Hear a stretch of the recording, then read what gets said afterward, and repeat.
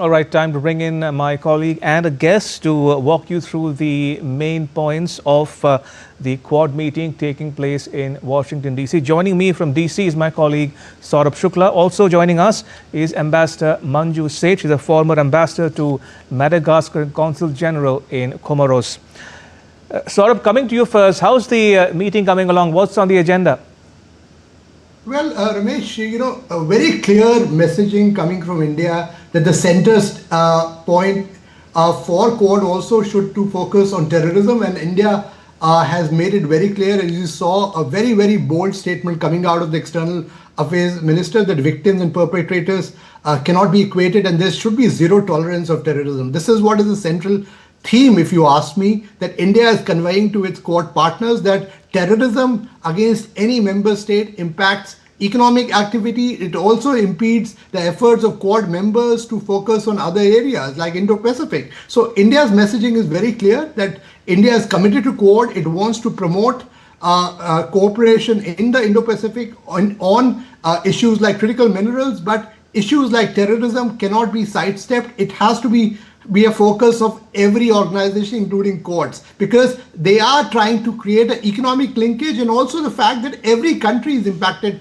by terrorism, and countries who are perpetrating the terrorism and their backers should be called out. And there is a clear veiled message here to China as well, Ramesh, because a lot of Quad members also, I've been speaking to a lot of them behind the scenes, they feel that whether it's Pakistan's continued support to terrorism, or whether it's Iran-Israel conflict, China's hidden hand is always there, and Quad members are well aware of it. India is making sure that the Quad members continue to speak in one voice when it comes to terrorism, and that continues to be the central focus of the visit of External Affairs Minister Jaishankar here as we speak here in Washington, D.C. He's currently having talks with the Quad member countries and the foreign ministers here. Ramesh?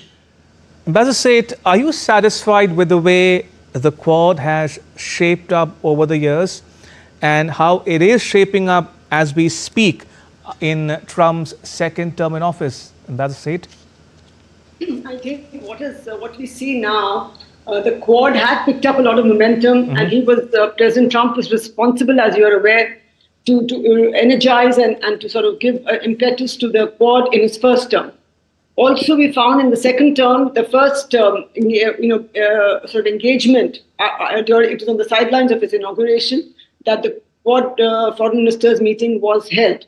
But I think it appears that it has lost some momentum, but maybe because of the geopolitical changes and the tensions and the conflicts that are taking place around us, and including the economic and tariff wars that President Trump started. And that, I think, has impacted a bit the momentum for Quad to go forward. But with this meeting, it is expected that they will be able to resolve some of the issues that have come up between bilaterally maybe, but not within the Quad, but bilaterally that have come up.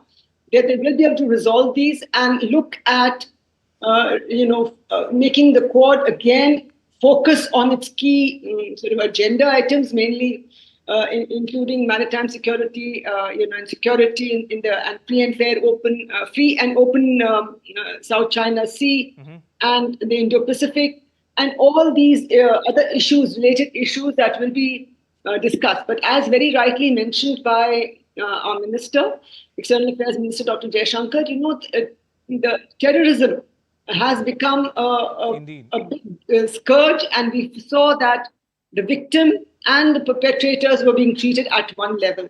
And I thought there was some sort of India was not very happy with the way most of the Quad members responded, and I believe that maybe because the issues were not very clear, in the sense, when I say issues were not clear, I mean when we didn't really move as quickly as I think Pakistan moved to give a narrative of the turn of events, right. And that may have been a factor in the not such enthusiastic or such strong condemnation. Fair enough. Saurabh, talking about the Trump-Modi dynamic, the press secretary to President Trump has said that the U.S. leader has a very good relationship with Prime Minister Modi and that he will continue to have that. What more can you tell us about the Trump-Modi relationship over the years? I would say, Ramesh, and I was there when Prime Minister Modi visited White House. In fact, I asked President Trump picked me for two questions. The first question and the big question, where he said Prime Minister Modi is a tougher negotiator. That I asked him that, and since then, if you see the whole trajectory, he has been saying repeatedly that Prime Minister Modi is a special friend. India is a special partner for the U.S., and that has been the position. The White House press secretary clearly articulating it just ahead of the Quad meeting reinforces the fact that US and India have a relationship which has been seen an unprecedented level of trust which is developing. Yes, as friends, we will continue to disagree on issues, but the relationship is strong. Prime Minister Modi is respected by President Trump, and you will see in the months to come a lot more momentum getting built in this relationship. As you are aware that there are trade talks which are underway.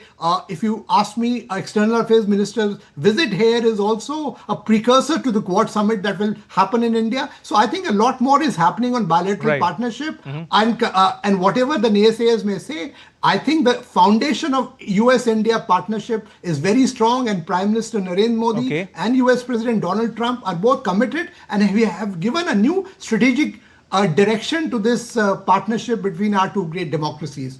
Ramesh. Saurabh, stay on. I'll come back to you on the summit in just a moment. Ambassador Said, coming to you now. Minister Jaishankar has said that in the past that Quad stands for something, not against someone.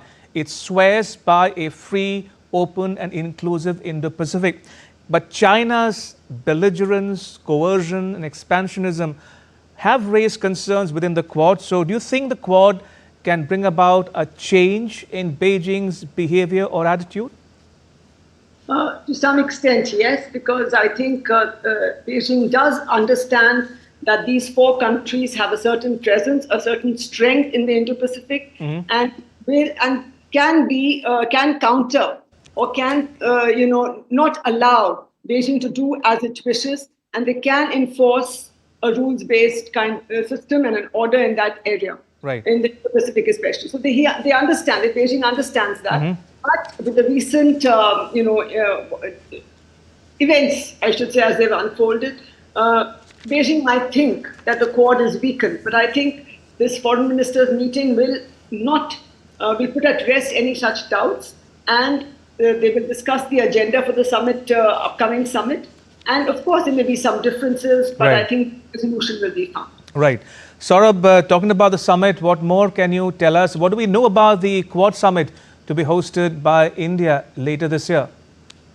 Well, gathering from my sources here in White House and Washington, D.C., President Trump is quite excited to be in India. And also this meeting in some ways is a precursor. India will be very clear that beyond the ambit of Quad, what they've been discussing, the issue of terrorism must be taken up strongly by this grouping as well, as I said earlier, because there is a direct linkage on economic activity, on strategic activity. If terrorism is foisted against one member state, their whole commitment to Quad in some ways get distracted.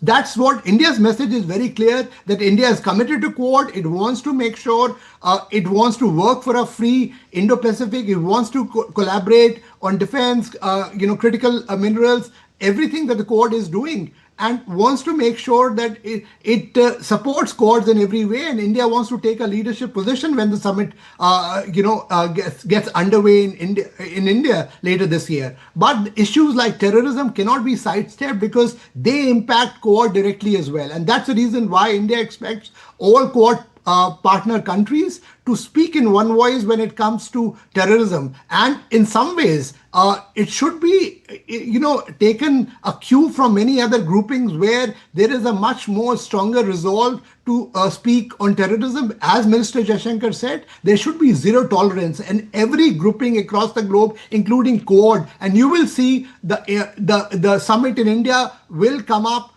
with some kind of a declaration which it happens, where there will be a mention of terrorism and how it impacts member states as well, and how they will be speaking in a more robust voice from here on. Ramesh? Indeed. Ambassador Said, you get the last word. Is the Quad here to stay in its current shape and form? Is it in it for the long haul? And do you feel it needs to reinvent itself? In other words, become future ready? I think to some extent it's going to remain in the current form, because I think while there's a lot of talk of defense cooperation and security cooperation remains on the table. But defense cooperation is where people are wanting it to go. But I think that will be much in the future, not in the short term. Okay. And I feel that the Quad is here to stay, because it is in the mutual interest of the 4 member countries to work together in this crucial area. Indo-Pacific is important from every point of view: security, navigation, freedom of navigation, and the resources, and also the strategic, implications of the Indo-Pacific for the countries. So it will continue to be there. It will get strengthened, I believe. But it might change a bit more towards maybe defense and more security oriented in the future if required, as per it will adapt accordingly, I believe. All right, we leave it there. Ambassador Manju Seth in New Delhi and Saurabh Shukla in Washington, D.C. Thank you both for joining us and sharing your perspectives with our viewers in India and abroad. Thank you all for your time. Appreciate it.